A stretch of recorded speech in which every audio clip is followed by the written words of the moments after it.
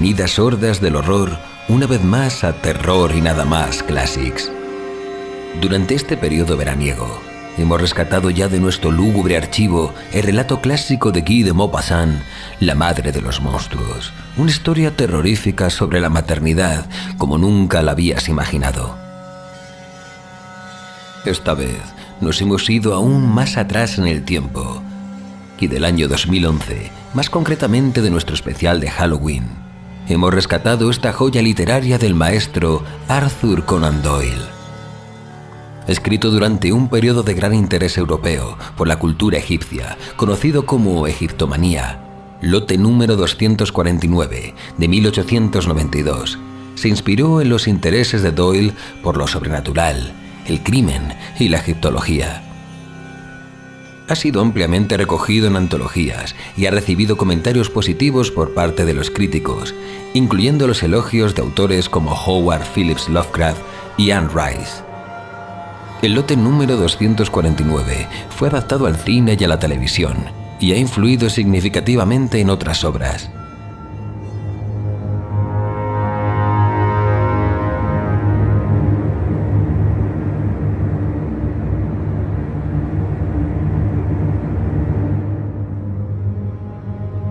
Para nosotros ha sido un gustazo trabajar en esta restauración, ya que esta historia en su día fue muy importante para el crecimiento del proyecto y marcó una etapa muy bonita de Terror y Nada Más, y por ello le guardamos un gran cariño. En cuanto a la parte técnica, puedo añadir que ha sido todo un reto embarcarse en la restauración de esta añeja adaptación a ficción sonora, ya que la única copia que teníamos disponible era un archivo MP3 en estéreo algo maltratado por el paso del tiempo. Al no disponer del archivo original separado en pistas, hemos dirigido nuestros esfuerzos en volver a ecualizar dentro de nuestras posibilidades de una forma más natural y eliminar también todo lo posible el exceso de ecos y reverberaciones a lo largo del montaje original. En este caso, para conservar la esencia del propio archivo, hemos añadido solo los efectos y músicas esenciales, siendo el resultado final muy fiel a lo publicado ya en el lejano 2011. Sin más, esperamos que disfruten de esta misteriosa y aterradora obra del maestro Conan Doyle y de nuestra humilde y vetusta adaptación que creamos con mucho cariño hace tantos y tantos años. Y ahora, vamos, acercaos sin miedo. Veamos qué esconde esta enorme caja en su interior. Aquí, algo borrada, hay una inscripción que pone lote número 249. Veamos qué hay dentro.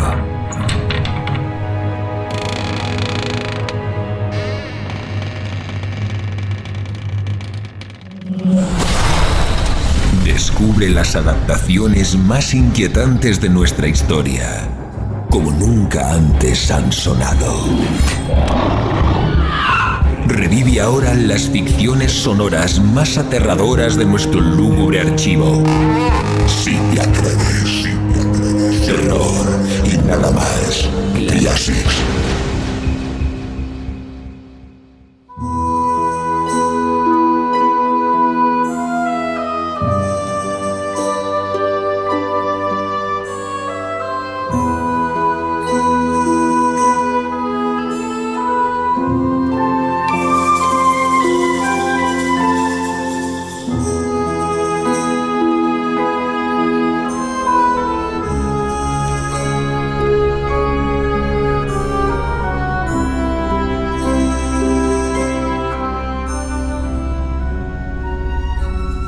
Es posible que no pueda pronunciarse jamás un juicio absoluto y definitivo acerca de las relaciones de Edward Bellingham con William Monkhouse Lee, ni sobre la causa que motivó el gran terror de Abercrombie Smith.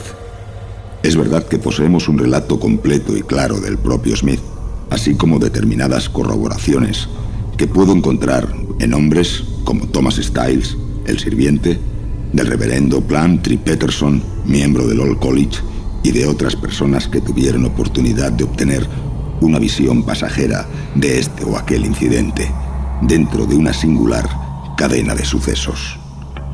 No obstante, en lo esencial, La historia se apoya solo en el testimonio de Smith, y la mayoría se inclinará a pensar que es más probable que un cerebro aparentemente sano sufra una sutil deformación en su textura, algún extraño defecto en su funcionamiento, que el hecho de que se haya transgredido el camino de la naturaleza, a pleno día, en un centro de enseñanza tan afamado como la Universidad de Oxford. Sin embargo, cuando nos paramos a pensar en lo estrecho y tortuoso que es ese sendero de la naturaleza, en lo confusamente que podemos trazarlo, a pesar de todas las luces de la ciencia, y en cómo surgen misteriosamente de la oscuridad que lo rodea enormes y terribles posibilidades, llegamos a la conclusión de que tiene que ser audaz y seguro de sí mismo el hombre capaz de poner un límite a los extraños senderos laterales de los que puede vagar el espíritu humano. En la esquina de una de las salas de lo que llamaremos el Old College de Oxford se alza una antiquísima torre. El pesado arco que se extiende sobre el hueco de la puerta ha declinado bajo el peso de los años, y los bloques de piedra gris mordida por el líquen están unidos por tallos y filamentos de hiedra, como si la vieja madre se hubiera esforzado por asegurarlos contra el viento y la intemperie. Desde la puerta asciende en espiral una escalera de piedra con 2 descansillos intermedios y un tercero donde concluye.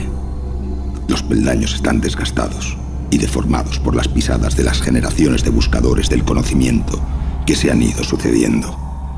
La vida se ha deslizado como el agua por los escalones de la sinuosa escalera, y como el agua ha dejado atrás estos surcos de piedra desgastada. Desde los pedantes estudiosos de largas togas de los tiempos de Plantagenet hasta los jóvenes calaveras de épocas posteriores, qué pictórica y fuerte ha sido esa corriente de joven vida inglesa. ¿Y qué queda ahora de todas aquellas esperanzas, de todas aquellas aspiraciones, de toda aquella energía impetuosa, excepto unas cuantas letras grabadas sobre la piedra de algún viejo cementerio y acaso un puñado de polvo en un féretro carcomido? Sin embargo, allí permanece la silenciosa escalera y el viejo muro gris, con sus bandas, autores y otros emblemas heráldicos, como si fueran sombras grotescas proyectadas desde los tiempos pasados.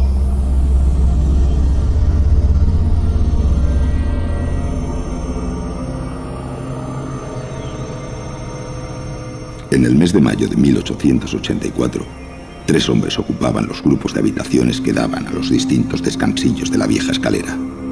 Cada grupo constaba simplemente de un cuarto de estar y un dormitorio, mientras que las 2 habitaciones correspondientes de la planta baja se empleaban, una como carbonera y la otra como vivienda del sirviente Thomas Styles, cuya ocupación principal consistía en atender a los 3 hombres de arriba. A derecha e izquierda había una hilera de salas de conferencias y despachos, de manera que los habitantes de la vieja torre disfrutaban de cierta independencia, lo cual confería a estos aposentos una gran popularidad entre los estudiantes más aplicados. Así eran los 3 estudiantes que ocupaban ahora: Abercrombie Smith en el piso superior, Edward Bellingham en el intermedio y William Monkhouse Lee en el inferior. Eran las 10 en punto de una noche clara y Abercrombie Smith descansaba en su sillón con los pies apoyados sobre el guardafuego y la pipa de gelatina entre los labios. Al otro lado de la chimenea, en un sillón similar y en actitud igualmente cómoda, descansaba su viejo amigo de escuela, Jethro Hasty. Los 2 hombres vestían traje de franela, pues habían pasado la tarde en el río, pero aparte de los trajes, bastaba fijarse en sus rostros despiertos, de rasgos marcados, para darse cuenta de que eran hombres que gustaban del aire libre, hombres cuya voluntad y gustos se dirigían de forma natural hacia todo lo que fuera masculino y enérgico. Hasty, desde luego, era primer remero de la embarcación de su colegio, y Smith incluso mejor remero que él, pero los exámenes proyectaban ya su sombra sobre ellos, y Smith estaba volcado en el trabajo, salvo unas pocas horas a la semana que dedicaba a su salud. Un montón desordenados de libros de medicina, huesos, modelos y placas anatómicas diseminados sobre la mesa revelaban la extensión y la naturaleza de sus estudios, mientras que un par de sticks y un juego de guantes de boxeo colocados encima de la chimenea indicaban los medios de que se valía con la ayuda de Hasty para realizar sus ejercicios de forma más cómoda y regular. Los dos amigos se conocían muy bien. Tan bien que podían estar sentados en medio de un silencio tranquilizador, lo cual constituye el más alto desarrollo de la amistad.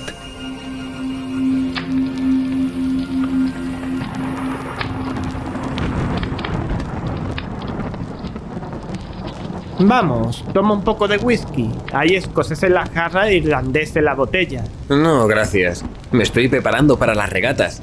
Y no bebo cuando estoy entrenando. ¿Y tú? ¿No bebes? Estoy estudiando duro. Creo que es mejor prescindir de ello. A propósito, Smith, ¿no te has relacionado aún con los dos tipos de la escalera? Nos saludamos cuando nos encontramos, nada más. Pues yo me inclinaría a dejarlo en ese punto. Tengo información sobre ellos. No demasiada, pero me basta. Si estuviera en tu lugar, no creo que intimase con ellos. Y con esto no quiero decir nada malo de Monhousley. ¿Te refieres al delgado? Exacto. Es un tipo distinguido. No creo que tenga ningún vicio. Pero no puedes tratar con él sin tratar también con Bellingham. ¿El gordo? Sí, el gordo. Es un hombre al que yo preferiría no conocer. Abercrombie Smith arqueó las cejas y miró fijamente a su compañero. ¿Qué pasa con él? ¿Bebe? ¿Juega las cartas? ¿Es un canalla? Tú no sueles ser tan crítico. Está claro que no le conoces. De lo contrario, no me preguntarías. Hay algo detestable en ese individuo. Algo que me recuerda a los reptiles. Me da asco. Yo le clasificaría como un hombre con vicios secretos. Un bilioso perverso. Aunque no es tonto. Dicen que en su especialidad es uno de los mejores que han pasado por este colegio. ¿Medicina o clásicas? Lenguas orientales. Es un verdadero demonio para las lenguas. Hace tiempo se lo encontró Shillingworth en algún lugar situado por encima de la segunda catarata. Y me contó que hablaba con los árabes como si hubiera nacido y lo hubieran destetado y criado entre ellos. Hablaba copto con los coptos, hebreo con los judíos y árabe con los beduinos. Y todos ellos habrían estado dispuestos a besarle la levita. En aquellas regiones hay viejos ermitaños que viven en las rocas y se mofan y escupen a los extranjeros casuales que pasan por allí. Pues bien, en cuanto veían al tal Bellingham, antes de que pronunciara 5 palabras, ya estaban ellos con la panza en el suelo, haciendo contorsiones. Shillingworth asegura que nunca había visto algo semejante. Y Bellingham, al parecer, se lo tomaba como un derecho y se paseaba pavoneándose entre ellos y les hablaba dándose aires de superioridad como si fuera su viejo tío holandés. No está mal para un estudiante del Old College, ¿verdad? ¿Y por qué dices que no se puede tratar a Lee sin tratar también con Bellingham?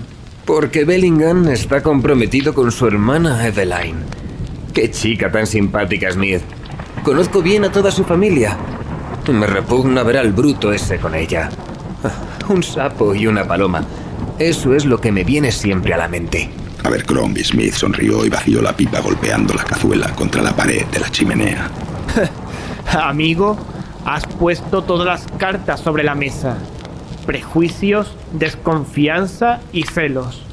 No tienes nada realmente en contra del tipo, excepto eso. Yo la conozco desde que levantaba del suelo lo que esta pipa de cerezo. Y no me hace gracia verla correr riesgos. Y este es un riesgo. Ese hombre parece una bestia. Y tiene el carácter de una bestia. Un carácter venenoso. ¿Te acuerdas de su pelea con Long Norton? No. Siempre olvidas que soy nuevo. Ocurrió el invierno pasado. Tienes razón. Bueno, ya conoces el camino de sirga que hay a lo largo del río.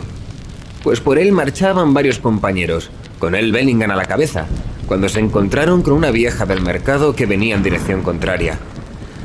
Había llovido, y ya sabes cómo se ponen esos campos cuando llueve, y el camino discurría entre el río y un gran charco casi tan ancho como el propio río.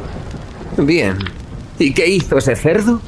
No ceder el paso y empujar a la vieja, que cayó al barro con todas sus mercancías, y quedó hecha un verdadero desastre. Fue una maldita canallada, y Long Norton, que es un tipo educado, le dijo lo que pensaba al respecto. Una palabra llevó a la otra y al final Norton terminó por aporrear las espaldas de su compañero con el bastón. se produjo un alboroto tremendo. Y ahora es un placer ver de qué manera mira Bellingham a Norton cuando se encuentran. Por Júpiter, Smith, son casi las 11. No hay prisa. Enciende otra pipa. No puedo. Se supone que estoy entrenando. Estoy sentado aquí chismorreando cuando debería estar a salvo en la cama. Cogeré prestada tu calavera, si puedes prescindir de ella. Le dejé la mía a Williams durante un mes. Me llevaré también estos huesecillos del oído si estás seguro de que no vas a necesitarlos. Y no me hace falta una maleta. Puedo llevaros perfectamente bajo el brazo. Buenas noches, amigo. Y sigue mis consejos acerca de tu vecino.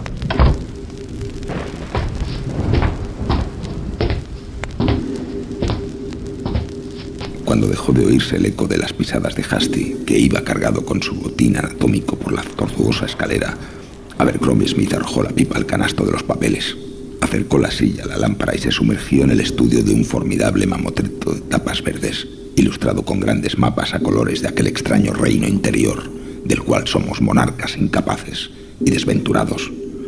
Aunque nuevo en Oxford, no lo era en el estudio de la medicina, pues había trabajado 4 años en Glasgow y Berlín, y si pasaba el examen que se avecinaba, entraría a formar parte de la profesión médica.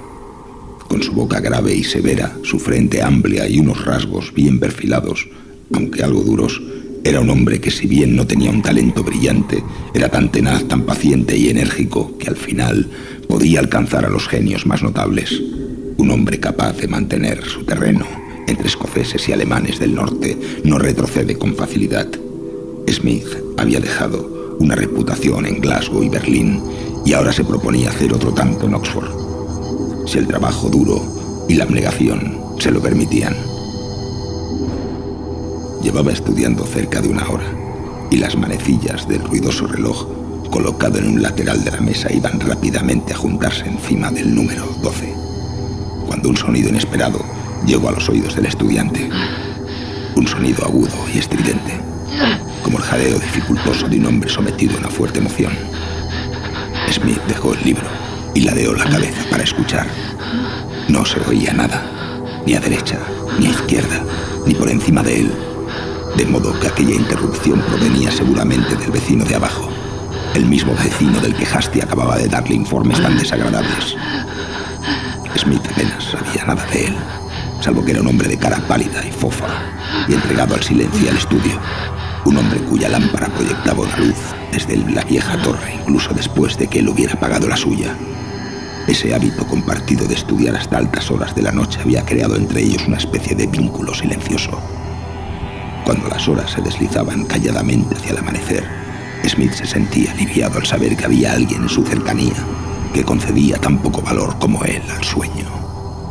Incluso ahora, al dirigir sus pensamientos hacia él, sentía cierta simpatía. Hasty era un buen tipo, pero algo tosco y nervioso, desprovisto de imaginación o simpatía. No podía tolerar que alguien se apartara de lo que él consideraba el modelo tipo de lo masculino. Si un hombre no podía ser medido de acuerdo con el reglamento de una escuela pública, entonces era inaceptable para Hasty.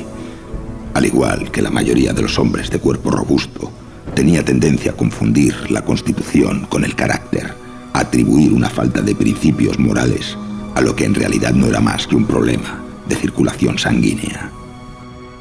Smith, que poseía una mente más despierta, conocía el carácter de su amigo y lo tuvo en consideración ahora que sus pensamientos se dirigían hacia el hombre que vivía debajo de él.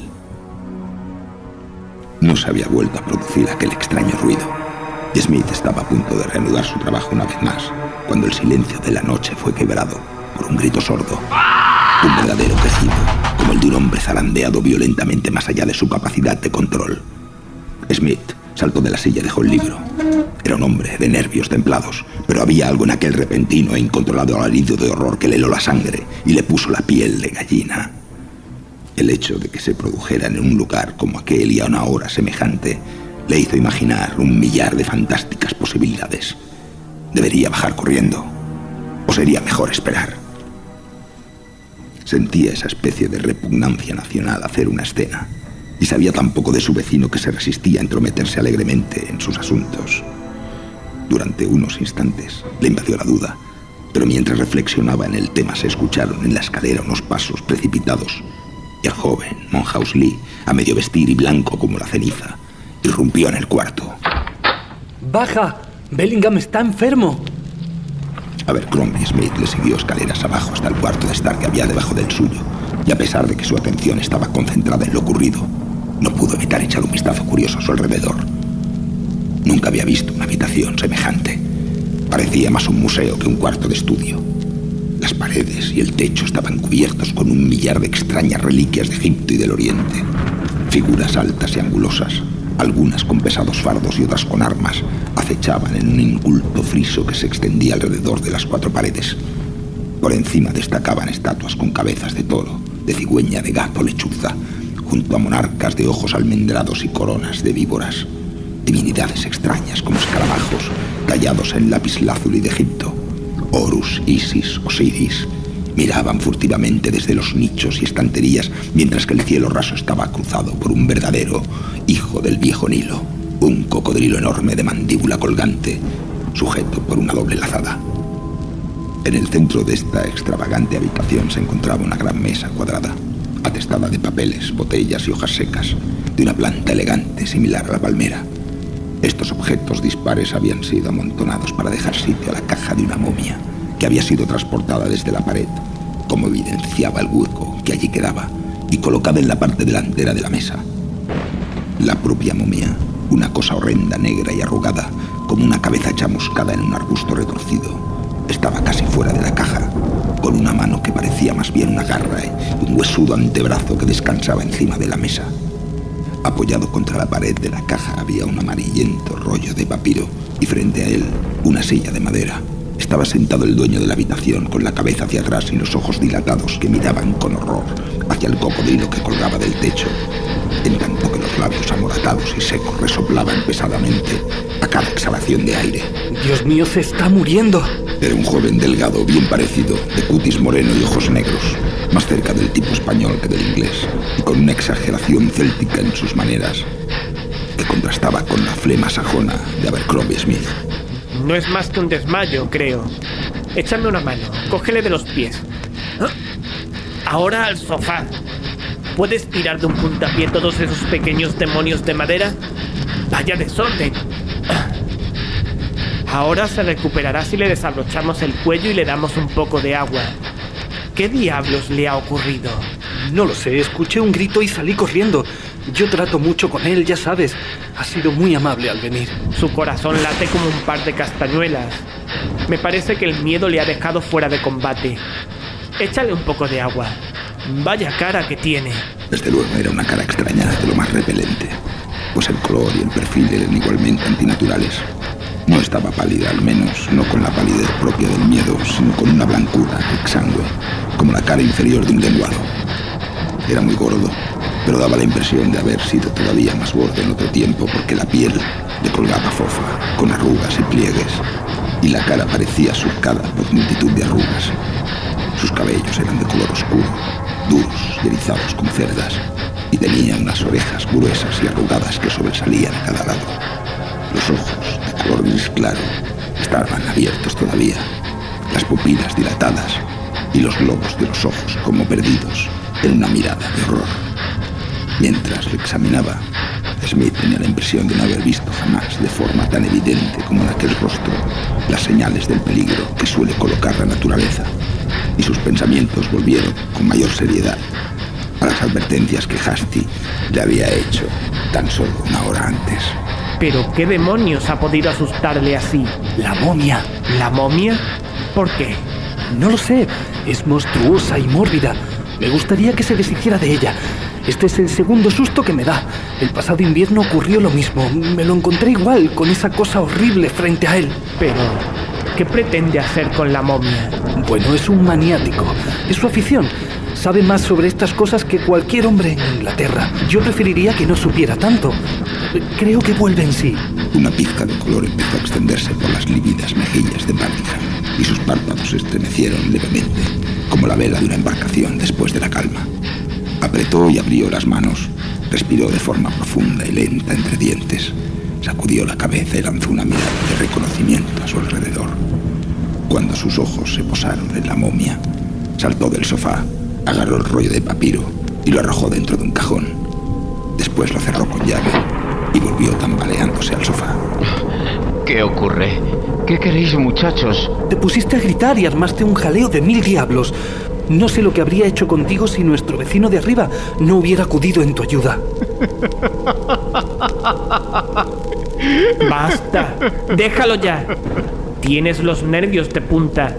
Tienes que olvidar por esta noche esos juegos con las momias o acabarás chiflado. Ahora mismo estás como un hilo de telégrafo. Me pregunto si tú estarías tan sereno como yo si hubieses visto... ¿Qué? Nada. Me pregunto si serías capaz de permanecer de noche con una momia sin que se te alterasen los nervios. No dudo que tengas razón. Puede que haya trabajado demasiado últimamente, pero estoy bien ahora. No te vayas, por favor. Espera unos minutos hasta que me haya tranquilizado. La atmósfera de la habitación está muy cargada, señaló Lee, abriendo la ventana y dejando que entrara el aire frío de la noche. Es resina balsámica.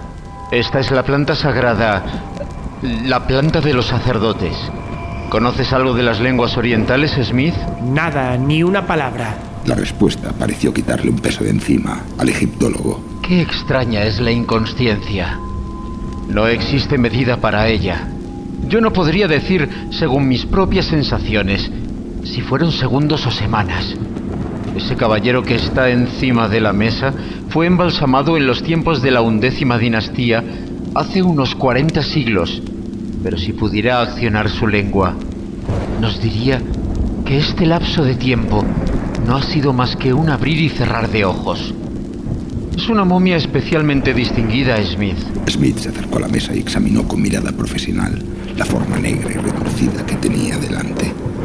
Aunque horriblemente descoloridas, las facciones se conservaban perfectas y 2 ojillos parecidos a avellanas seguían acechando desde las profundidades de las cuencas negras y cavernosas. La piel, cubierta de erupciones, aparecía tirante de un hueso a otro, y una maraña de cabellos gruesos y negros le caían por encima de las orejas. 2 dientes finos, semejantes a los de una rata, sobresalían por encima del labio inferior, tal y como estaba, en una postura encogida, con las articulaciones dobladas y la cabeza estirada. Aquel engendro horroroso sugería una vitalidad tan grande que el propio Smith se sobresaltó. Las costillas chupadas, recubiertas por algo que parecía pergamino, estaban al descubierto, y el abdomen, hundido y de color plomizo, mostraba la larga hendidura donde el embalsamador había dejado su marca. Sin embargo, los miembros inferiores estaban envueltos en un tosco vendaje amarillento. Desparramados por el cuerpo y el interior de la caja, se veían pequeños trozos de algo similar a clavos de mirra y de casia. Ignoro su nombre.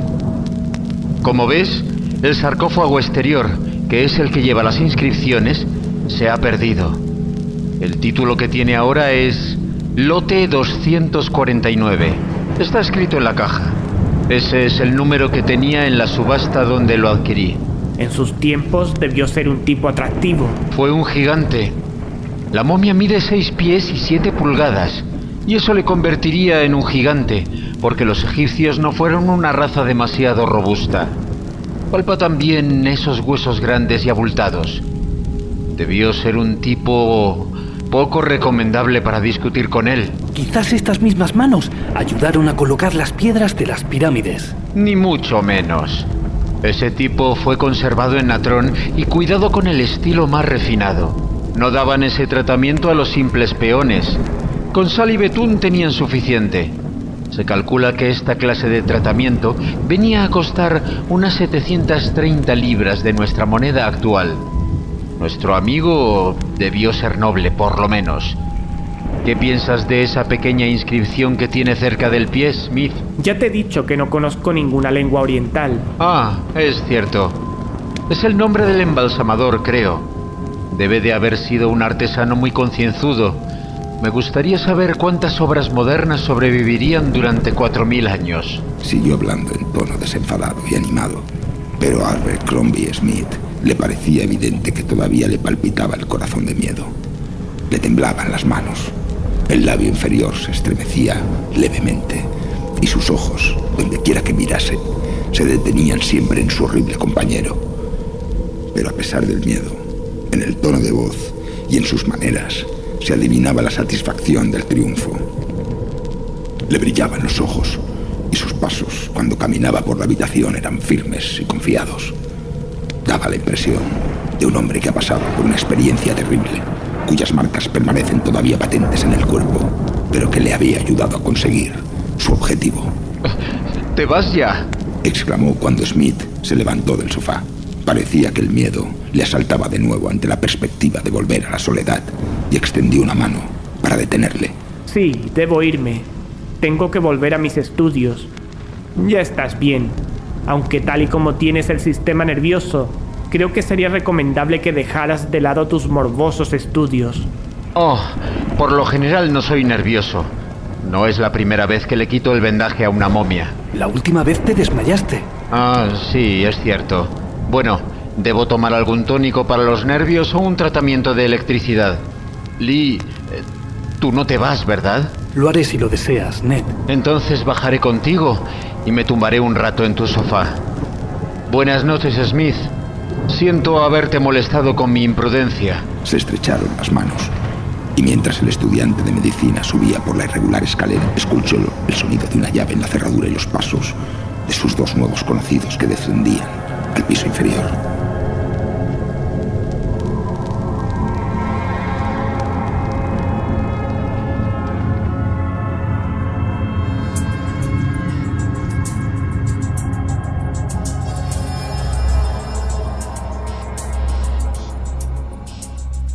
De esta extraña manera comenzó la amistad entre Edward Bellingham y Abercrombie Smith, una amistad que este último, al menos, no deseaba llevar más lejos.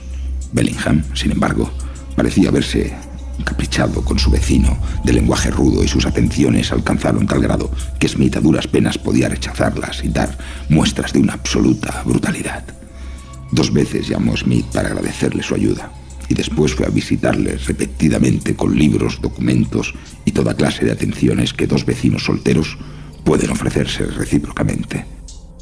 Pronto tuvo Smith ocasión de comprobar que se trataba de un hombre de vastas lecturas, con vocación universalista y una extraordinaria memoria.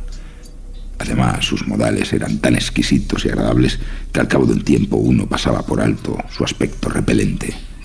Para un hombre cansado y aburrido del trabajo, Bellingham no resultaba un compañero desagradable, y con el correr de los días Smith se vio a sí mismo esperando con interés estas visitas e incluso devolviéndoselas. No cabía duda de que era un hombre extraordinariamente inteligente, y sin embargo, el estudiante de medicina creyó detectar en Bellingham una vena de locura, pues en ocasiones le sorprendía con manifestaciones grandilocuentes y fatuas que contrastaban con la simplicidad de su vida. Es maravilloso sentir que uno puede dominar los poderes del bien y del mal, ya sea un ángel custodio o un demonio vengador. También, en cierta ocasión, dijo de Monhousley: Lee es un buen muchacho. Un muchacho honesto, pero carece de energía y ambición. No es un socio adecuado para un hombre capaz de grandes empresas. No es un socio adecuado para mí. Cuando escuchaba estas insinuaciones e indirectas estúpidas, Smith se limitaba a chupar solemnemente su pipa. Arqueaba las cejas y movía la cabeza interponiendo pequeños consejos de sabiduría médica, como las virtudes de levantarse temprano y hacer vida al aire libre. En los últimos tiempos, Bellingham había contraído un hábito que Smith reconocía perfectamente como un heraldo de debilidad mental. Parecía estar hablando consigo mismo. A altas horas de la noche, cuando no era posible que le visitara persona alguna, Smith oía su voz en el piso inferior, sosteniendo un monólogo apagado y cauto, hasta convertirse en un susurro, pero perfectamente audible en medio del silencio. Este parloteo solitario molestaba y distraía al estudiante, de modo que se vio obligado más de una vez a hablar del asunto con su vecino. Bellingham, sin embargo, se sonrojaba ante esta acusación y negaba de forma tajante que hubiera proferido sonido alguno. A decir verdad, se mostraba más molesto de lo que la situación parecía requerir. Si Abercrombie Smith albergaba alguna duda acerca del testimonio de sus oídos, No habría tenido que ir muy lejos para encontrar una confirmación. Tom Styles, el pequeño sirviente arrugado que venía atendiendo las necesidades de los moradores de la torre desde tiempos inmemoriales, estaba seriamente preocupado por el mismo tema. Perdone, señor, ¿cree usted que Mr. Bellingham está bien? ¿Bien de qué, Styles? Sí, señor, bien de la cabeza. ¿Y por qué no va a estarlo? Bueno, no sé, señor. Ha cambiado sus costumbres últimamente. No es el mismo, aunque me atrevo a decir que nunca fue un caballero a mi gusto, como Mr. Hasty o usted mismo, señor. Habla consigo mismo de una forma horrible. Me sorprende que no le moleste a usted. No sé qué hacer con él, señor. No sé por qué te preocupa, Styles. Pues me preocupa, Mr. Smith. Tal vez esté fuera de mi competencia, pero no puedo remediarlo. A veces me siento como el padre y la madre de mis jóvenes caballeros. Yo cargo con todo cuando las cosas se tuercen y se presentan los familiares. Pero Mr. Bellingham, señor, me gustaría saber quién se pasea a veces por su habitación cuando él está ausente y la puerta cerrada por fuera. ¿Qué? Estás diciendo tonterías, Styles. Puede que sí, señor, pero le he oído más de una vez con mis propios oídos. Bobadas, Styles. Muy bien, señor. Toque la campanilla si me necesita. Abercrombie Smith no dio ninguna importancia a las habladurías del sirviente, pero pocos días después ocurrió un incidente que produjo un efecto desagradable en su espíritu y le trajo a la memoria las palabras de Styles. Bellingham había subido a verle ya entrada la noche y le estaba entreteniendo con un interesante relato de las tumbas excavadas en las rocas de Beni Hassan en el Alto Egipto, cuando Smith, cuyo oído era notablemente agudo, escuchó con claridad el sonido de una puerta que se abría en el descansillo de abajo. Alguien está entrando o saliendo de tu habitación. Bellingham se puso de pie de un salto y durante unos instantes permaneció sin saber qué hacer, con la expresión de un hombre dividido entre la incredulidad y el miedo. Creo que la cerré. Estoy casi seguro de que la cerré. Nadie ha podido abrirla. Ahora mismo estoy escuchando las pisadas de alguien que sube. Bellingham se precipitó afuera, cerró la puerta de golpe y corrió escaleras abajo. Smith le oyó detenerse a mitad del camino y creyó percibir el sonido de unos murmullos. Unos segundos después, la puerta del piso de abajo se cerró. Una llave chirrió en la escalera y Bellingham, con la cara pálida y cubierta de gotas de sudor, subió las escaleras una vez más y entró en la habitación. Todo está en orden. Ha sido ese estúpido perro. Ha abierto la puerta a base de empujones. No entiendo cómo me olvidé de cerrarla. Ignoraba que tuvieses un perro. Sí, lo tengo desde hace muy poco. Tengo que deshacerme de él. Es excesivamente incómodo. Debe serlo si te resulta tan complicado tenerlo encerrado. Yo habría pensado que sería suficiente con cerrar la puerta sin echar la llave. Quería evitar que el viejo Styles le dejara salir. Es un perro valioso y me disgustaría perderlo. Yo también soy aficionado a los perros. Tal vez pueda echarle una ojeada. Desde luego, pero me temo que no puede ser esta noche. Tengo una cita. ¿Va bien aquel reloj? Entonces llevo ya un cuarto de hora de retraso. Discúlpame, por favor. Cogió su gorra y salió apresuradamente de la habitación. A pesar de la cita, Smith le oyó entrar en su cuarto y echó la llave desde dentro. Aquella conversación dejó una impresión desagradable en el ánimo del estudiante de medicina. Bellingham le había mentido y lo había hecho de una forma tan burda que parecía tener razones casi desesperadas para ocultar la verdad. Sabía que su vecino no tenía perro. Sabía también que las pisadas que había oído en la escalera no pertenecían a un animal. ¿De quién eran entonces? Había que considerar la declaración de Styles respecto a alguien que caminaba en la habitación cuando su dueño estaba ausente. ¿Se trataría de una mujer? Smith se inclinaba por esa suposición. En ese caso, si Bellingham fuera descubierto por las autoridades del colegio, sería expulsado de forma deshonrosa, lo que tal vez explicaría el motivo de su ansiedad y sus falsedades. Sin embargo, parecía imposible que un estudiante pudiera ocultar a una mujer en sus habitaciones sin que fuera descubierta inmediatamente. Cualquiera que fuese la explicación, se trataba de un asunto feo, y Smith, al volver a sus libros, decidió no alentar por más tiempo los intentos de intimar por parte de aquel vecino de palabras suaves y apariencia poco recomendable. Pero su trabajo estaba destinado a ser interrumpido aquella noche. Apenas había retomado el hilo de sus estudios, se escucharon en la escalera las pisadas firmes y vigorosas de alguien que subía de 3 en 3 los peldaños, y Hasty, con chaqueta y pantalón de franela, irrumpió en la habitación. ¿Estudiando todavía? Vaya pájaro empollón. Me parece que aunque se produjera un terremoto y Oxford quedase convertido en un sombrero de 3 picos, tú te quedarías tan tranquilo sentado con tus libros en medio de las ruinas. Pero no te voy a aburrir demasiado. 3 bocanadas de tabaco y desaparezco. ¿Qué noticias hay? No demasiadas. Wilson ha hecho 70 por los novatos contra el 11 titular. Dicen que jugará en lugar de Baddington, porque Baddington está bajo de forma. Antes era capaz de lanzar, pero ahora no pasa de medias voleas y pelotas largas. Medio derecha. Se inclina con demasiada rapidez, con un movimiento de pierna. Alarga el brazo unas 3 pulgadas o así. Era terrible cuando el terreno estaba húmedo. A propósito, ¿has oído lo de Long Norton? No. ¿De qué se trata? Le han atacado. ¿Atacado? Sí, cuando volvía de High Street, a 100 yardas de la verja de Lloyd. ¿Pero quién? Ese es el problema. Si dijeras que, estarías más de acuerdo con la gramática. Norton jura que no era humano. Y desde luego, al examinar los arañazos del cuello, me siento inclinado a darle la razón. Entonces, ¿qué ha sido? ¿O es que no las tenemos que ver con fantasmas? Bueno, no creo que se trate de eso, claro está. Más bien me inclino a pensar que si algún domador ha perdido últimamente un gran mono y la bestia merodea por esta zona, el jurado le haría pagar una buena factura. Norton pasaba todas las noches por ese camino, a la misma hora.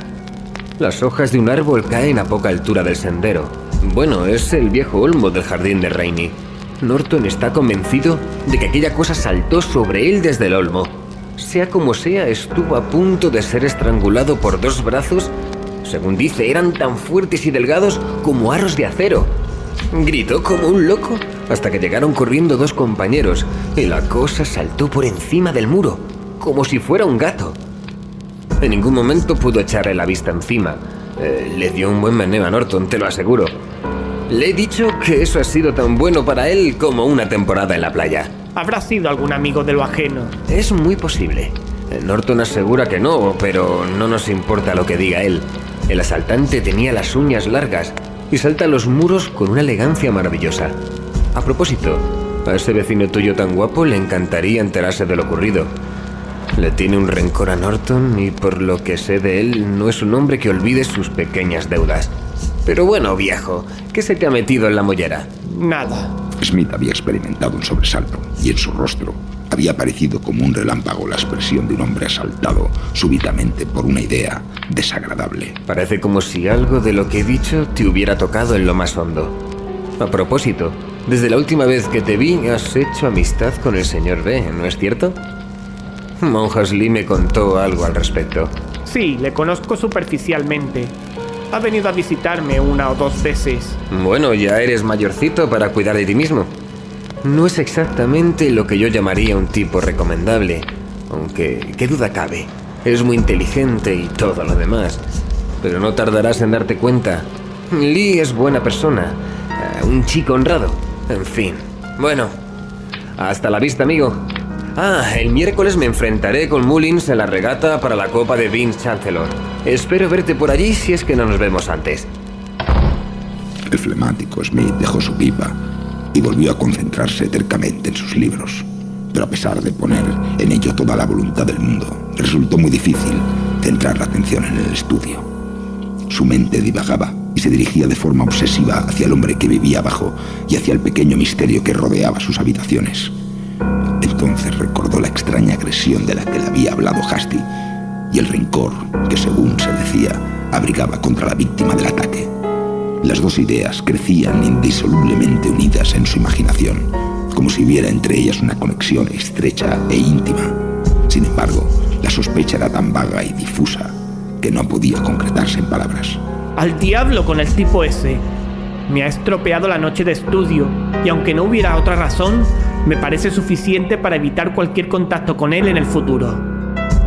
Durante 10 días el estudiante de medicina se sumergió de forma tan profunda en sus estudios que no vio ni oyó nada referente a sus vecinos de abajo.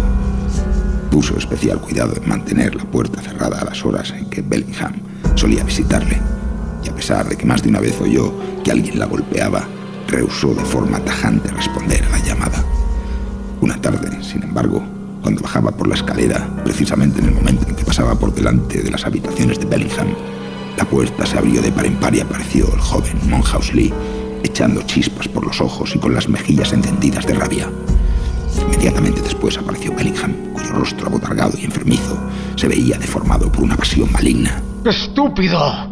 ¡Te arrepentirás! Puede ser. Que quede bien claro. Esto se ha acabado. No quiero oír ni hablar de ello. ¡Pero has prometido! Oh, lo cumpliré. No diré nada. Sería mejor que mi hermana Eva estuviera en la tumba. De una vez por todas, esto se ha acabado. Ella hará lo que yo le diga. No queremos volver a verte. Smith no pudo evitar enterarse de la disputa, pero continuó su camino como si nada, pues no deseaba verse involucrado en el asunto. Estaba claro que habían tenido una serie de diferencias entre ellos y que Lee estaba decidido a convencer a su hermana para que rompiera el compromiso. Smith recordó la oportuna comparación de Hasty sobre el sapo y la paloma y se alegró de que la relación estuviera a punto de romperse. No resultaba agradable mirar la cara de Bellingham cuando le daba un ataque de cólera. No era un hombre a quien se pudiera confiar una chica inocente para toda la vida. Mientras caminaba desanimado, Smith se preguntaba cuál podría haber sido la causa de la disputa y en qué consistía la promesa que había hecho Monkhouse Lee, ya que Bellingham mostraba un interés inusitado en que se cumpliera.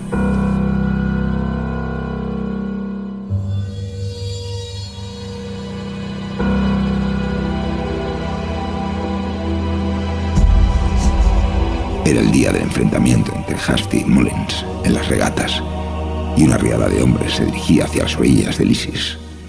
El sol de mayo resplandecía en el cielo y el dorado sendero aparecía surcado por las negras sombras de los altos olmos.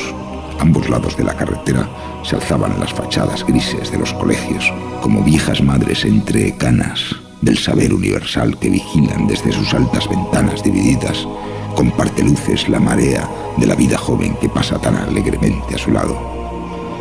Preceptores vestidos con ropajes oscuros, funcionarios orgullosos, pálidos profesores, jóvenes atletas de piel bronceada con sombreros de paja o jerseys blancos, chaquetas de vivos colores, acudían presurosos hacia el sinuoso río que cruza las llanuras de Oxford.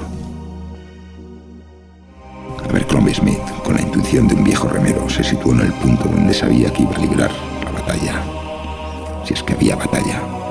Oyó a lo lejos el murmullo que anunciaba la salida, el bramido creciente de la multitud a medida que se acercaban, el retumbar de los pies que corrían, los gritos de los hombres que se encontraban en los botes.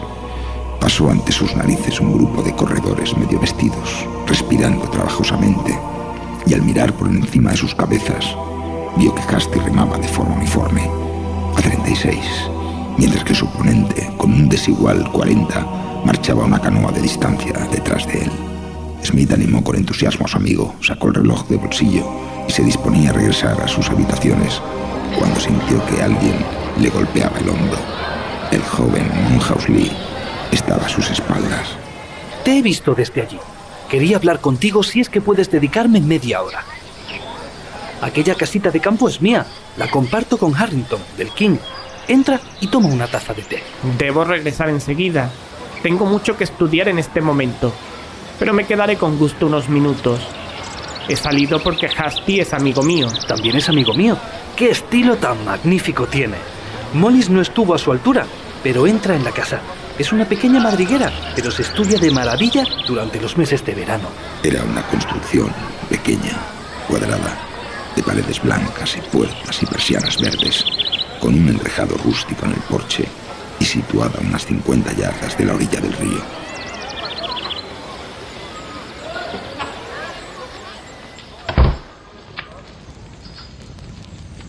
En el interior, la habitación principal había sido arreglada más o menos como estudio. Una mesa de madera de pino, estanterías sin pintar para los libros y unos cuantos óleos baratos colgados en las paredes. Una cacerola hervía sobre el calentador de alcohol y una bandeja dispuesta encima de la mesa se veía un juego completo de té. Siéntate en esa silla y coge un cigarrillo. Déjame que te sirva una taza de té. Has sido muy amable al venir, pues ya sé que no te sobra el tiempo. Quería decirte que si yo estuviera en tu caso, cambiaría inmediatamente de habitaciones. ¿Qué? Smith se le quedó mirando con una cerilla encendida en la mano y el cigarrillo sin prender en la otra. Sí, comprendo que te parezca muy extraño. Y lo peor de todo es que no puedo revelarte las razones, porque debo atenerme a los términos de una solemne promesa. Sí, una promesa muy solemne. No obstante, puedo decirte al menos que no creo que sea prudente vivir cerca de Bellingham.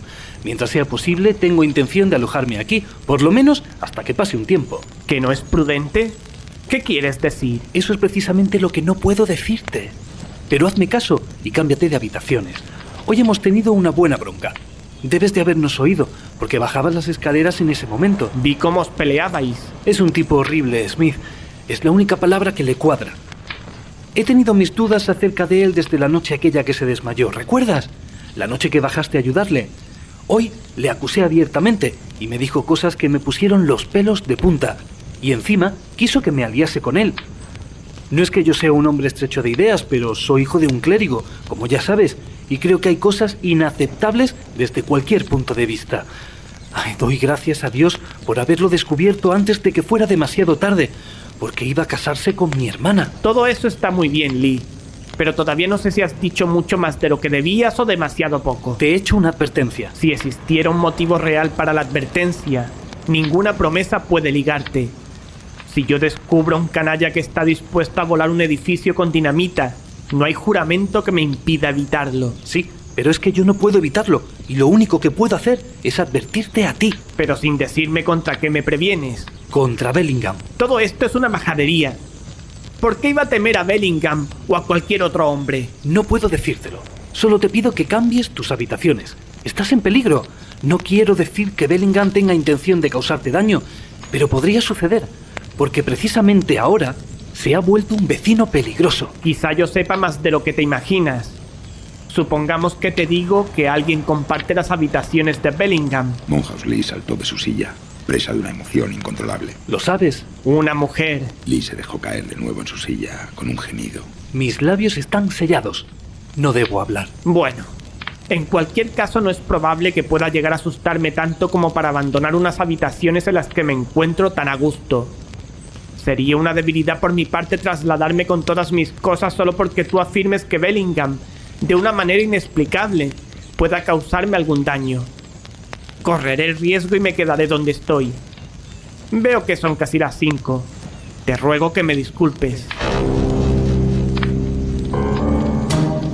Se despidió del joven con algunas frases breves y emprendió el camino de regreso a casa envuelto en la suave atmósfera del atardecer de un día de primavera, sintiéndose medio enojado y medio divertido, como cualquier otro hombre fuerte y poco imaginativo que se ve amenazado por un vago y sombrío peligro. Abercrombie Smith se permitía siempre una pequeña libertad, a pesar de las rigurosas exigencias que le imponían sus estudios.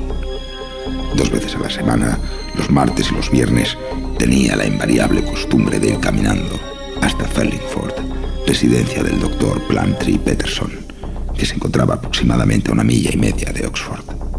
Peterson había sido amigo íntimo de Francis, el hermano mayor de Smith, y como era soltero y muy rico, con una buena bodega y una biblioteca todavía mejor, su casa resultaba una meta de lo más agradable para un hombre que tenía necesidad de regalarse con un buen paseo. Así pues, 2 veces por semana, el estudiante de medicina se adentraba por los oscuros senderos de la región y pasaba una hora agradable en el confortable estudio de Peterson, comentando con un vaso de viejo porto los chismorreos de la universidad o los últimos progresos de la medicina o la cirugía. El día siguiente a su entrevista con Monhouse Lee, Smith cerró sus libros a las 8:15, hora en que por lo general emprendía el camino hacia casa de su amigo. Sin embargo, cuando salía de la habitación, sus ojos se fijaron en uno de los libros que Bellingham le había prestado y le remordió la conciencia por no habérselo devuelto. Por despreciable que pudiera ser aquel hombre, no era justo tratarlo con descortesía, de modo que cogió el libro, bajó las escaleras y golpeó la puerta de su vecino. No obtuvo respuesta, pero al accionar el picaporte vio que no estaba cerrada con llave. Satisfecho con la perspectiva de ahorrarse una entrevista, entró y dejó el libro junto a una tarjeta de visita encima de la mesa. La lámpara estaba medio apagada, pero Smith podía ver con claridad los detalles de la habitación. Todo estaba más o menos como lo había visto la última vez.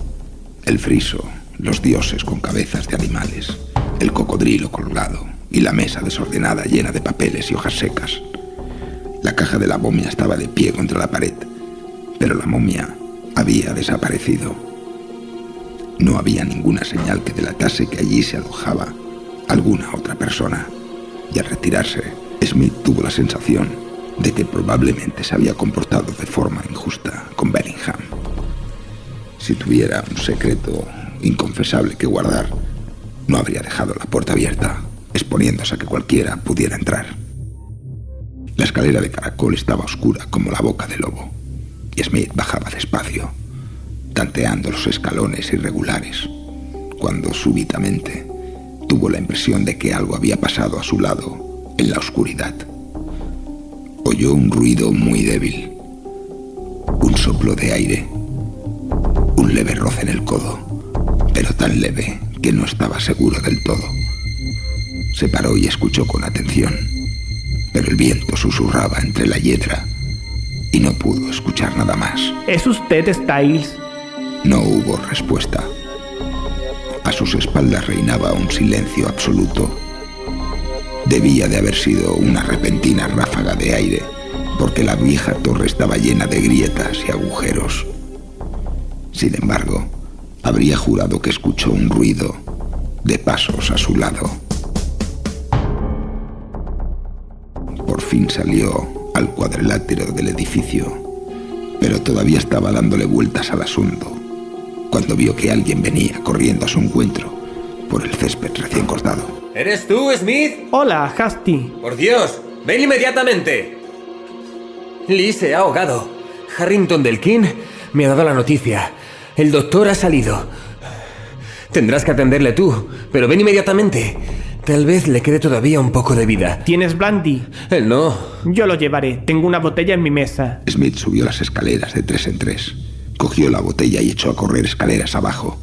Al pasar por delante de la habitación de Bellingham, sus ojos repararon en un detalle que le dejó aturdido y sin respiración en el descansillo.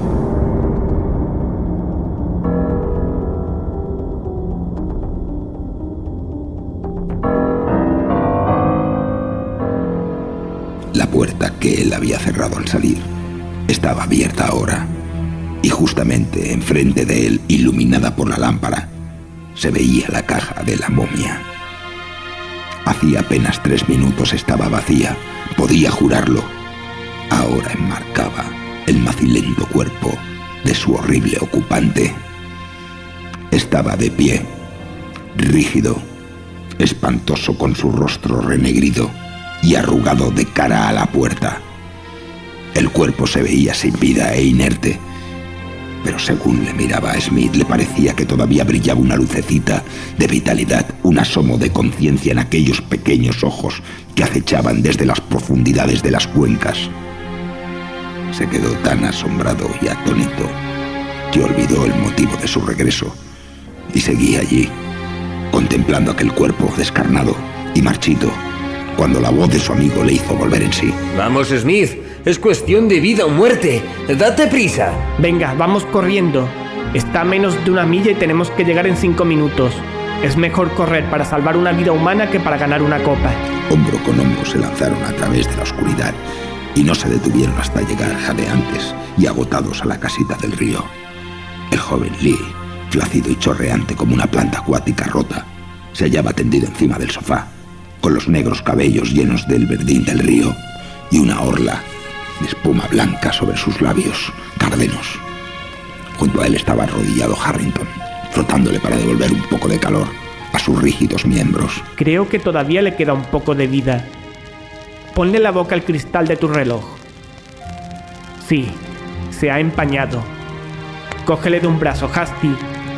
Ahora flexiónalo igual que yo, y no tardará en recuperar el conocimiento. Durante 10 minutos trabajaron en silencio, hinchando y deshinchando los pulmones del joven inconsciente.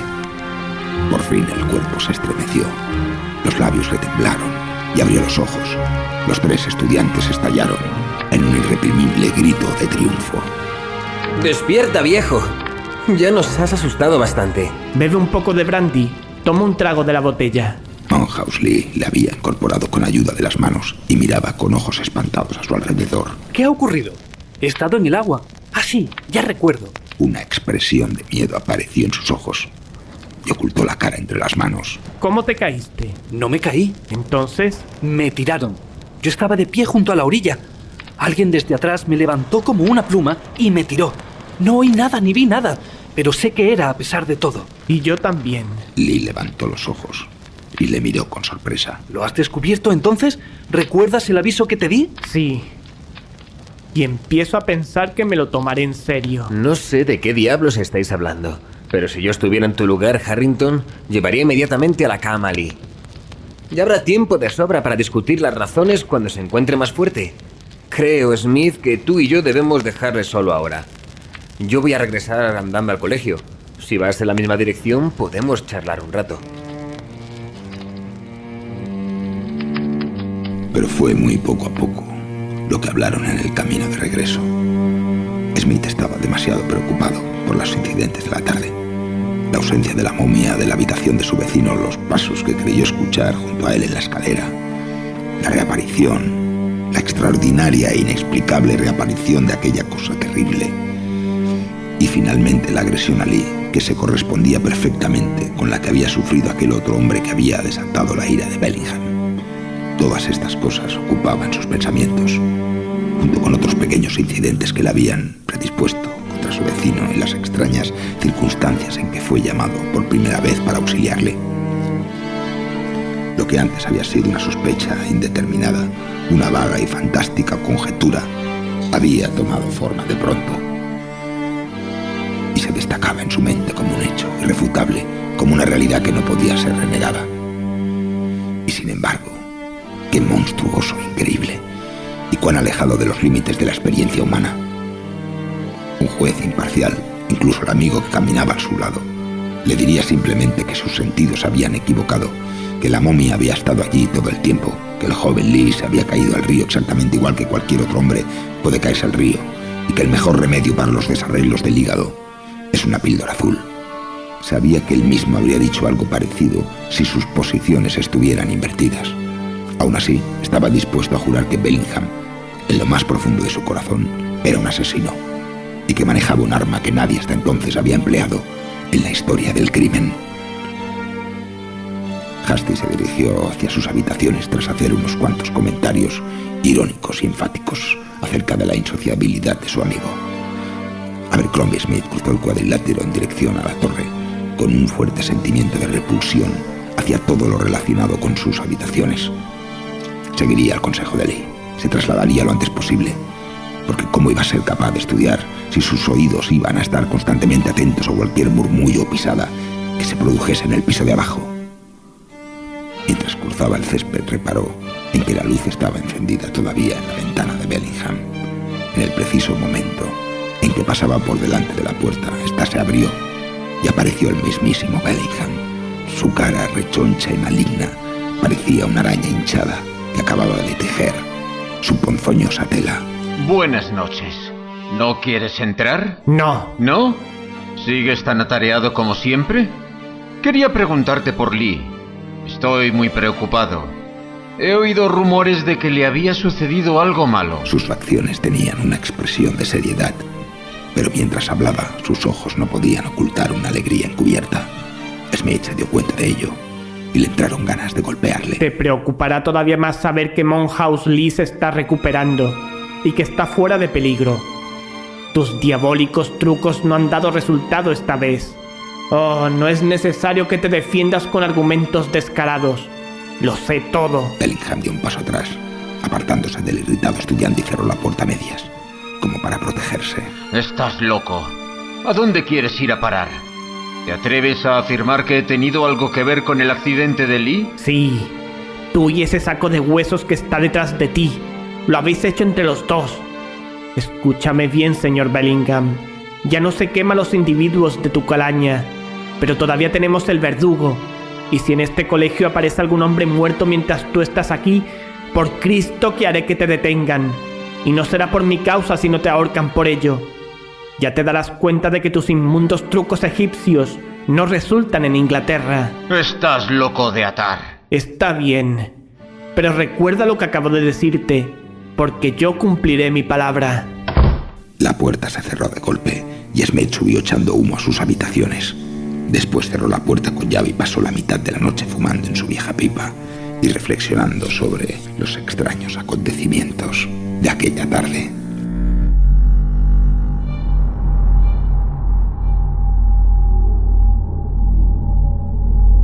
A la mañana siguiente, Abercrombie Smith no tuvo noticias de su vecino, pero por la tarde recibió la visita de Harrington, que le informó de la recuperación casi completa de Lee. Smith pasó todo el día trabajando, pero al atardecer decidió hacerle una visita a su amigo, el Dr. Peterson, ya que había tenido que suspenderla la noche anterior. Un buen paseo y una charla amistosa serían bien recibidos por sus nervios excitados.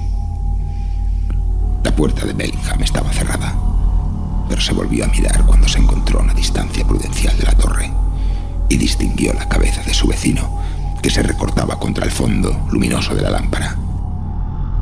Parecía tener la cara apretada contra el cristal, como si estuviera escrutando la oscuridad.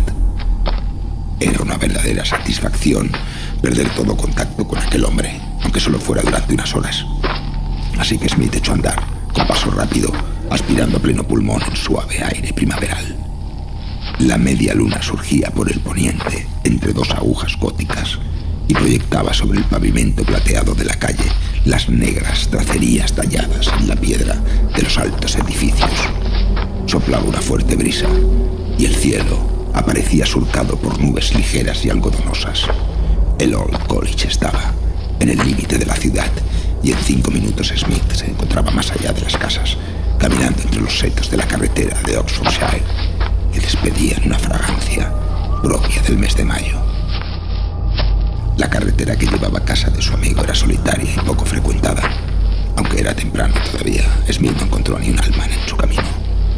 Caminó con paso rápido hasta llegar a la puerta exterior que daba paso al largo camino de grava que conducía a Farmingford. Frente a él, la luz rojiza y acogedora de las ventanas brillaba entre el follaje. Durante unos instantes se quedó parado ante la puerta batiente con la mano en el picaporte y se volvió para mirar la carretera por donde había venido.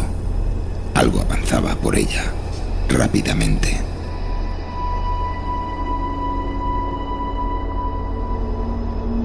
Una figura negra y encogida, que apenas se distinguía contra el fondo oscuro, se movía en la sombra del seto, silenciosa y furtiva. Mientras la miraba, la sombra había avanzado una veintena de pasos y seguía acercándose. En medio de la oscuridad, vislumbró un cuello descarnado y aquellos dos ojos que le perseguirían para siempre en sus pesadillas. Lanzó un grito de terror y echó a correr por la avenida de grava, como si le fuera la vida en ello. Allí estaban las luces rojas, como señales de salvación, a menos de un tiro de piedra. Era un corredor afamado, pero jamás había corrido como corrió esa noche. La pesada puerta se había cerrado a sus espaldas, pero oyó que se volvía a abrir para dejar paso a su perseguidor. Mientras corría salvajemente en la oscuridad, podía escuchar a sus espaldas un trotero rápido y seco, y al mirar hacia atrás, vio aquel horror que le perseguía. Iba dando saltos, como un tigre, con los ojos llameantes y un brazo fibroso extendido hacia adelante. Gracias a Dios, la puerta estaba entreabierta. Smith pudo ver la fina franja de luz que proyectaba la lámpara del vestíbulo. A sus espaldas, escuchaba cada vez más cerca aquel siniestro pataleo. De pronto, casi pegado a su hombro, sintió un ronco gorgoteo y el grito de espanto. Se precipitó contra la puerta, la cerró de un golpe y echó el cerrojo. Después, cayó medio desmayado en el sillón del vestíbulo. Dios mío, Smith, ¿qué te ocurre? Dame un poco de brandy. Peterson desapareció y volvió a salir enseguida con un vaso y una jarra. Ya veo que lo necesitas, Dijo, mientras el visitante se bebía de un trago el vaso que le había servido. pero hombre, estás más pálido que un queso. Smith dejó el vaso, se levantó y respiró profundamente. Ya vuelvo a ser el mismo. No he sentido tanto miedo en toda mi vida. Con tu permiso, Peterson, pasaré aquí la noche, porque no creo que tenga valor para adentrarme otra vez por ese camino a no ser a la luz del día. Es una debilidad, lo sé, pero no puedo evitarlo. Desde luego que puedes dormir aquí si lo deseas. Le diré a Miss Burney que te prepare la cama. ¿Dónde vas ahora? Ven conmigo a la ventana de arriba. Desde allí se ve la puerta. Quiero que veas lo que yo he visto. Fueron a la ventana del vestíbulo del piso superior, desde la que se dominaban los accesos a la casa. La avenida y los campos, a uno y otro lado, estaban tranquilos y silenciosos, bañados en el apacible claro de luna. Bueno, Smith, realmente me alegro de saber que eres abstemio. ¿Qué demonios te ha asustado tanto? Te lo diré dentro de un momento. ¿Pero dónde puede haber ido? ¡Ah! ¡Mira! ¡Mira! ¡Ahora mira! Mira hacia la curva de la carretera, un poco más allá de la puerta de entrada. Sí, lo veo. No es necesario que me arranques el brazo. Alguien ha pasado por allí. Yo diría que se trata de un hombre. Bastante delgado, aparentemente. Y alto, muy alto. ¿Pero quién es?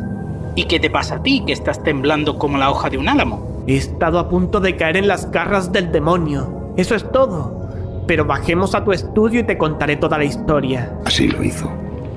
Bajo la acogedora luz de la lámpara, con un vaso de vino en la mesa y frente al rostro rubicundo de su voluminoso amigo, Smith fue narrando tal y como sucedieron todos los acontecimientos, grandes y pequeños, que habían formado esa singular cadena desde la noche que se encontró a Bellingham desmayado frente a la caja de la momia, hasta la horrible experiencia que había tenido lugar unas horas antes. Y este es todo el maldito asunto.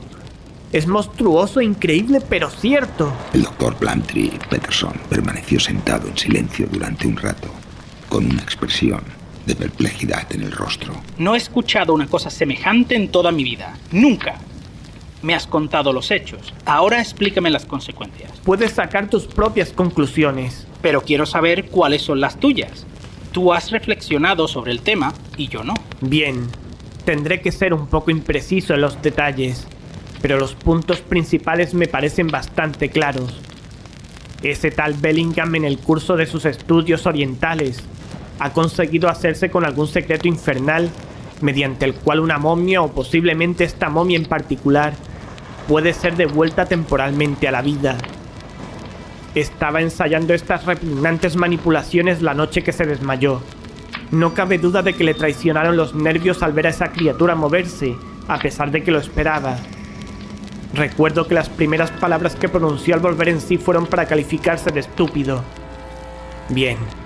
Posteriormente se fue haciendo más fuerte y llevó a cabo la tarea sin desmayarse. La vitalidad que conseguía devolver a la momia era evidentemente pasajera, porque yo la veía siempre dentro de su caja y estaba tan muerta como esta mesa. Imagino que se trata de un proceso muy complicado, en virtud del cual se produce el fenómeno. Cuando lo hubo conseguido, se le ocurrió que podía utilizar a aquel ser como un agente. Tiene inteligencia y fuerza. Con algún propósito determinado confió su secreto a Lee, pero Lee, que es un cristiano de buena ley, no quiso saber nada de un asunto semejante. Entonces se pelearon, y Lee le prometió que revelaría a su hermana cuál era su verdadero carácter. La única jugada que le quedaba a Bellingham era impedirlo, de modo que envió a la criatura en su persecución, y estuvo a punto de conseguirlo. Ya antes había probado sus poderes en otro hombre, en Norton, contra el que todavía sentía rencor. Ha sido una pura suerte que no tenga 2 asesinatos sobre su conciencia. Más tarde, cuando yo le acusé abiertamente, tuvo las más poderosas razones para quitarme de en medio, antes de que yo pudiera comunicarle a alguien lo que sabía. Vio la oportunidad cuando salí, pues conoce mis costumbres y sabía hacia dónde me dirigía. Me he salvado por un pelo, Peterson, y ha sido una verdadera suerte que no me hayas encontrado tirado en el escalón de tu puerta mañana. No soy un hombre nervioso, pero jamás creí que iba a tener tanto miedo a la muerte como lo he tenido esta noche. Tus nervios están alterados por el efecto de tanto trabajo y le das una importancia desmesurada a lo que ha ocurrido. ¿Cómo es posible que una cosa semejante se pasee por las calles de Oxford, incluso de noche, sin que nadie lo vea? La han visto, y hay un gran revuelo en la ciudad con el asunto de un mono fugitivo, pues eso imaginan que es la criatura. No se habla de otra cosa. Pero aún así, mi amigo, tienes que admitir que cada uno de los incidentes, por separado, es susceptible de una explicación natural. ¿Cómo? ¿Incluso mi aventura de esta noche? Ciertamente. Sales con los nervios desatados y con la cabeza llena de esas teorías tuyas. Algún vagabundo famélico y medio muerto de hambre te sigue furtivamente y, después, al verte correr, se anima y te persigue. El resto es cosa de tu imaginación y tus temores. No es así, Peterson, no es así. Otro incidente. Por ejemplo, el que encontrases la caja de la momia vacía y unos instantes después estuviera ocupada. La habitación se hallaba iluminada por la luz de la lámpara y ésta estaba casi apagada. Tú no tenías ninguna razón especial para fijarte en la caja. Es muy posible que no repararas en la momia la primera vez que miraste. No. Eso está descartado. Es posible que Lee se cayese simplemente al río y que Norton fuese atacado por un delincuente. En verdad, la acusación que haces a Bellingham es enorme, pero si la presentases ante un comisario de policía, se limitaría a reírse en tu propia cara. Ya lo sé. Y por esa razón estoy dispuesto a resolver el asunto por mi cuenta. ¿Eh? Sí. Creo que pesa sobre mí un deber público. Y además debo hacerlo por mi propia seguridad, a menos que permita que una bestia me eche del colegio, lo cual sería una lamentable debilidad. Tengo ya decidido lo que he de hacer. En primer lugar, ¿puedo utilizar tu papel y tus plumas durante una hora? Desde luego. Encontrarás todo lo que necesitas en esa mesa lateral. Abercrombie Smith se sentó ante un pliego de papel tamaño folio. Durante 2 horas su pluma trabajó con velocidad por la superficie del mismo. Fue rellenando página tras página y colocándolas a un lado, mientras su amigo, recostado en un sillón, le miraba con tranquila curiosidad. Al final, con una exclamación de satisfacción, Smith se levantó de un salto, puso sus papeles en orden y depositó el último encima del escritorio de Peterson. Ten la amabilidad de firmar como testigo. ¿Como testigo? ¿De qué? De la autenticidad de mi firma y de la fecha. La fecha es lo más importante. En fin, Peterson, mi vida podría depender de ello. Mi querido Smith, hablas de una manera insensata. Hazme caso y acuéstate. Todo lo contrario. En mi vida he hablado de forma tan juiciosa. Y te prometo que en cuanto hayas firmado me iré a la cama. ¿Pero qué es? Es una declaración de todo lo que te he contado esta noche. Me gustaría que lo atestiguaras. Desde luego. Ahí lo tienes. ¿Pero qué te propones con ello? Tú me harás el favor de guardarlo y lo presentarás en caso de que me arresten. ¿Arrestarte? ¿Por qué? Por asesinato. Entra dentro de lo posible. Quiero estar preparado para cualquier eventualidad. Solo hay un camino abierto para mí y estoy decidido a seguirlo. Por el amor de Dios, no hagas ninguna locura. Créeme, sería mucho más temerario adoptar cualquier otra resolución. Espero que no sea necesario molestarte, pero me quito un gran peso de encima al saber que tú tienes la declaración que explica mis motivos. Y ahora estoy dispuesto a seguir tu consejo e irme a descansar, porque quiero encontrarme en plena forma mañana.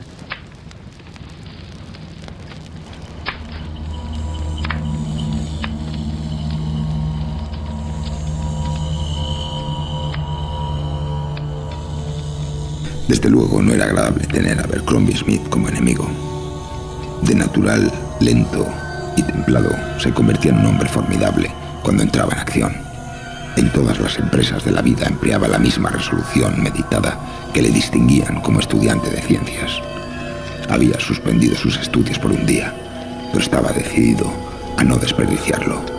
No dijo a su anfitrión ni una sola palabra acerca de sus planes, pero a las 9 en punto de la mañana se encontraba ya en la carretera de Oxford.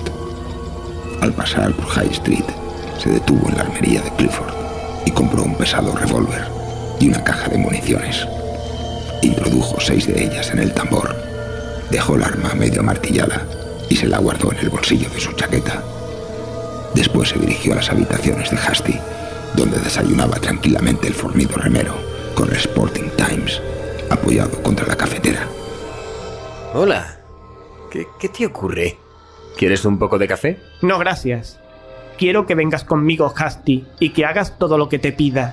Cuenta con ello, amigo. Y llévate el garrote más pesado que tengas. Mira, con ese de caza se puede tumbar a un buey. Una cosa más. Tú tienes un estuche de cuchillos de amputar. Dame el más largo de ellos. Ahí está. Por lo que se ve, estás en plan de guerra. ¿Alguna cosa más? No, es suficiente. Smith se guardó el cuchillo en el interior de la chaqueta y se dirigieron hacia el cuadrilátero. Ni tú ni yo somos cobardes, Hasty. Creo que puedo hacer el trabajo solo, pero te he traído por precaución. Voy a tener una pequeña charla con Bellingham. Si me enfrento solamente con él no tendrás que ayudarme. Pero si grito, Sube inmediatamente y ponte a repartir garrotazos con todas tus fuerzas. ¿Has comprendido? Perfectamente. Si te oigo gritar, subo. Espera aquí entonces. Quizá tarde un poco, pero no te muevas hasta que baje. Soy una estatua. Smith subió las escaleras, abrió la puerta de Bellingham y pasó al interior. Bellingham estaba sentado detrás de la mesa, escribiendo.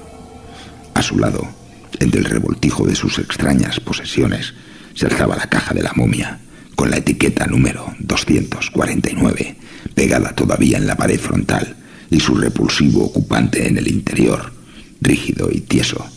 Smith miró con precaución a su alrededor, cerró la puerta, echó el cerrojo y se dirigió hacia la chimenea.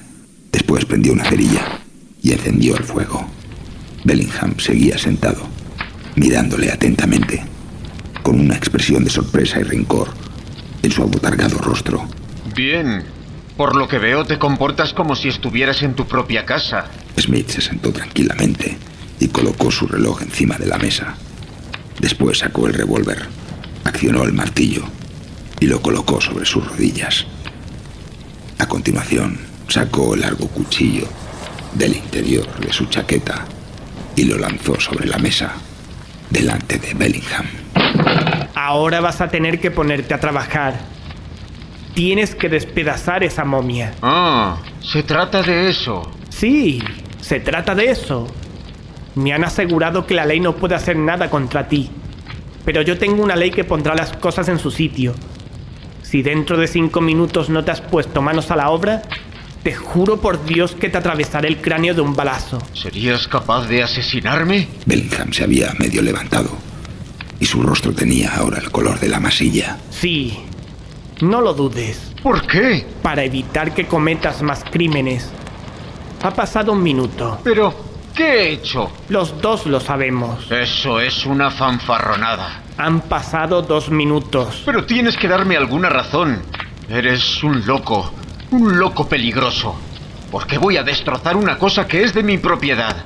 Es una momia muy valiosa. Pues tienes que cortarla en pedazos y quemarla. No haré tal cosa. Han pasado 4 minutos. Smith empuñó la pistola y miró a Bellingham con una expresión de inexorable determinación.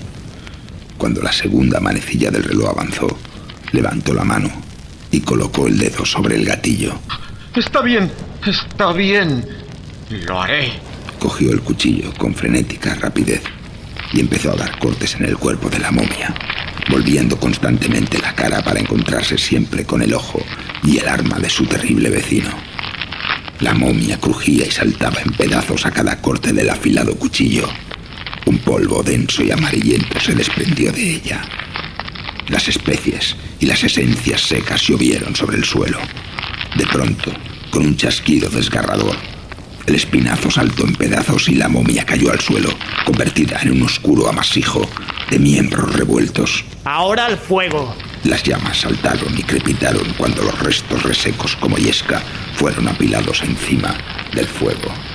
La habitación parecía el cuarto de las calderas de un vapor, y los 2 hombres tenían el rostro bañado de sudor. Pero uno de los hombres seguía agachado, trabajando mientras el otro le vigilaba sentado, con expresión decidida. El fuego despedía un humo espeso y grasiento, y la habitación se llenó de un fuerte olor a resina quemada y cabellos chamuscados.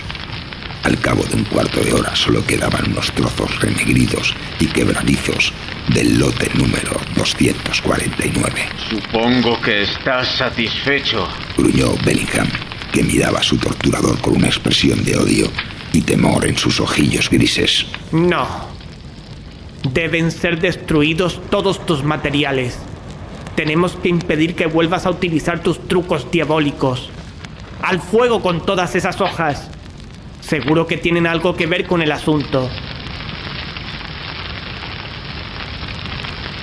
¿Y ahora qué? Ahora el rollo de papiro que tenías encima de la mesa aquella noche. Creo que está en ese cajón. No lo quemes. No sabes lo que haces. Es único. La sabiduría que contiene no se puede encontrar en ninguna otra parte. ¡Al fuego con él! Pero escucha, Smith, no puedes hacer eso. Compartiré sus secretos contigo. Te enseñaré a utilizar sus poderes. ¡Oh, detente! ¡Déjame sacar una copia antes de que lo quemes! Smith se dirigió hacia el cajón y giró la llave de la cerradura. Sacó el amarillento rollo de papiro, lo echó al fuego y lo aplastó con el tacón. Bellingham lanzó un alarido e intentó rescatarlo. Pero Smith le empujó hacia atrás y permaneció vigilante. Bien, señor Bellingham. Creo que te he arrancado los dientes. Te las verás conmigo si vuelves a utilizar tus viejos trucos. Y ahora buenos días, porque debo volver a mis estudios.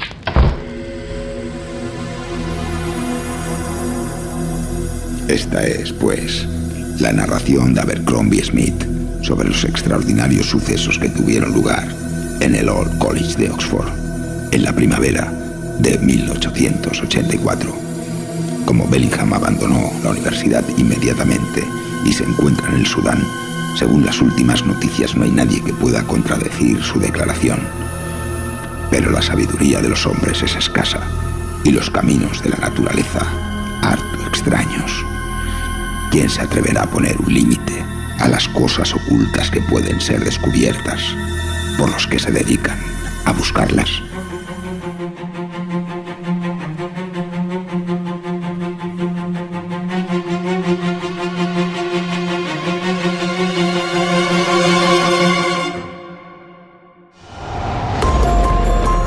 Lote número 249